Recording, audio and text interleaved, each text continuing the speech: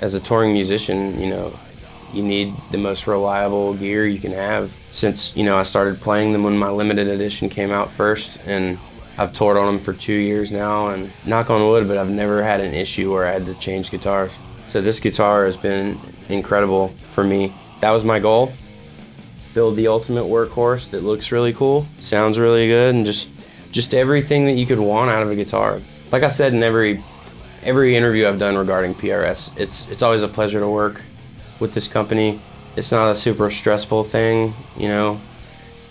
You just feel very thankful to even be able to, you know the people and play the guitars. But I knew what I wanted, they knew what I was kind of looking for, and they made it really easy for me.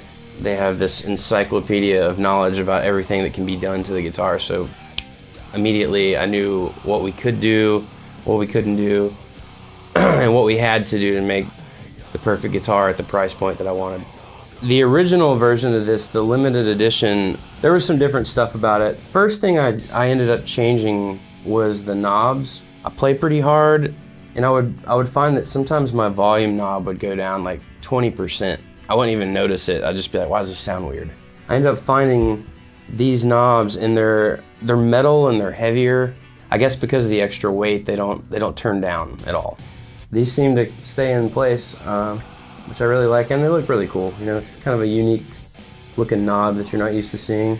This guitar is going to come in 5 different colors this time, so that's really cool. Originally we only had 2.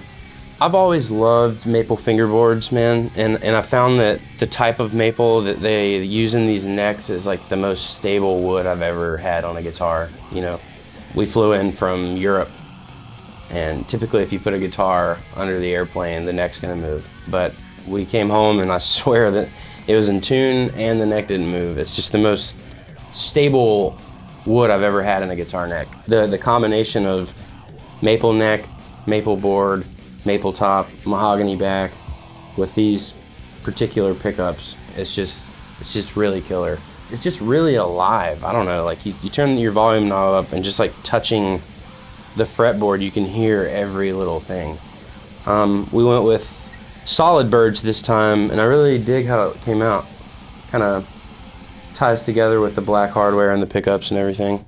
And the neck shape is very comfortable as well. It's a bit thinner than the normal pattern thin, which, you know, makes it easier for soloing, just for comfort if you're playing for a long time, you know. Every guitar I've had, I've done the satin neck because I find that with gloss necks, especially if you're in like a humid venue or it's hot or anything like that, it gets very sticky and it kind of gets hard to slide around. I really like the feeling of having satin on the top of the guitar as well. Not only does it look cool, but it just feels really nice.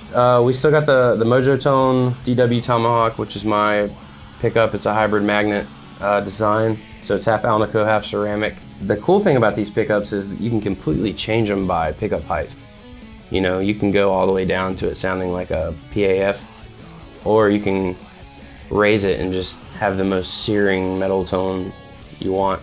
Yeah, and I went with the 5-way because there's so many times where we have to have like a single coil sound, and I think they did a really great job at nailing that. Position 2 and position 4 are as single coily as you could ever want.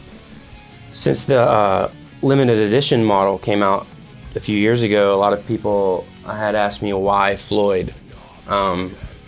And aside from the fact that I pick really hard and I knock normal guitars out of tune like immediately, it really helps with tuning stability, but it's also, I look at it as my goal as a guitar player is to be very vocal in my playing.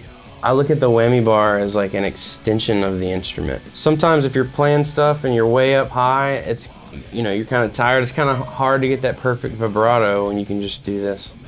And who doesn't love a good dive bomb? My goal was to have a guitar that was going to be just a workhorse, you know. I think altogether it's just it's everything I could want, you know. It's a very reliable, dependable guitar, and it sounds and looks great. Hey guys, I'm Dusty Waring with Between the Buried and Me. Today we're going to look at my new signature model, the CE24 Floyd.